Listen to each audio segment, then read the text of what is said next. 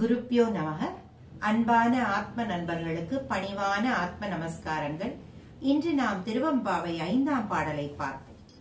மாலறியா நான்முகனும் காணா மலையினை நாம் போலறிவோம் என்றுள்ள பொக்கங்களே பேசும் பாலூரு தேன்வாய் படிரி கடைத்திறவாய் ஞாழமே விண்ணே பிறவே அறிவறியான் கோலமும் நம்மை ஆட்கொண்டருளி கோதாட்டும் சீலமும் பாடி சிவனே சிவனே என்று ஓலமிடினும் உணராய் உணராய்க்கான் ஏலக்குழலி பரிசேலோர் என்பாவாய்.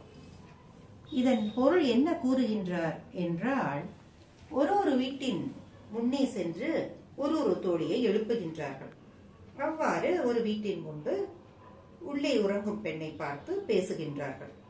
திருமாலும் நான்முகனும் காண முடியாத, அன்னை என்றால் அருகில் காணக்கூடியது, அண்ணா என்றால் காண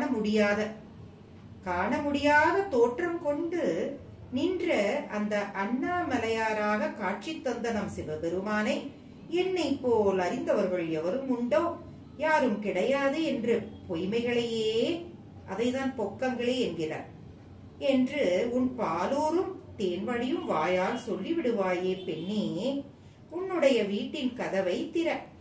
இந்த உலகம், அதாவது இந்த ஞானத்தில் உள்ளோர் மற்றும் விண்ணில் உள்ளோர் தேவர்கள் அல்லது மற்ற உலகத்தில் உள்ள யாராலும் அறிய முடியாத, அதாவது பரந்த பரமாத்மா இப்படிதான் இருப்பார் என்று வரையறுத்து எவராலும் கூறவிட முடியாத ஒரு தோற்றத்தை உடையவனும், நம்மை ஆட்கொண்டு மனம் கொண்ட ஒரு அருமையான ஒரு பெருமாளாக நம் சிவபெருமான், நாம் என்ன தவறுகள் செய்தாலும் அவற்றை பொறுத்து கொண்டு அருளும் தாராள கருணை மனம் உடைய அவரை நாங்கள் சிவனே சிவனே என பாடி அவரின் அருளை பெற நாங்கள் இங்கு மன்றாடி கொண்டிருக்கின்றோம். அந்த ஓசைகள், அந்த ஓலத்தை கேட்டும் அதை உணராமல் ஆழ்ந்த உறக்கத்தில் இப்படி அயர்ந்து உறங்குகின்றாயே, நீண்ட நறுமணமிக்க கூந்தலை உடைய அழகிய பெண்ணே, இதுதான் உன்னுடைய சிவபக்தியோ என்று கூறுகின்றார்.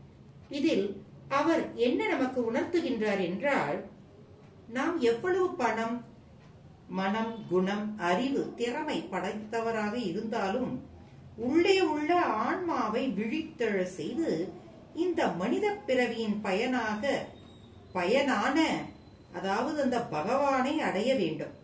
ஆகையால் வெவ்வேறு விதமான குணங்களை கொண்ட தோழிகளை எழுப்புவது போல அவர் நம்முள் இருக்கும் அனைவரது ஆன்மாவை விழித்தெழ செய்கின்றார், விழித்தெழ சொல்லுகின்றார். இந்த 5 எழுத்து மந்திரத்தை கூறி அந்த ஆன்மாவை தட்டி எழுப்புகின்றார்.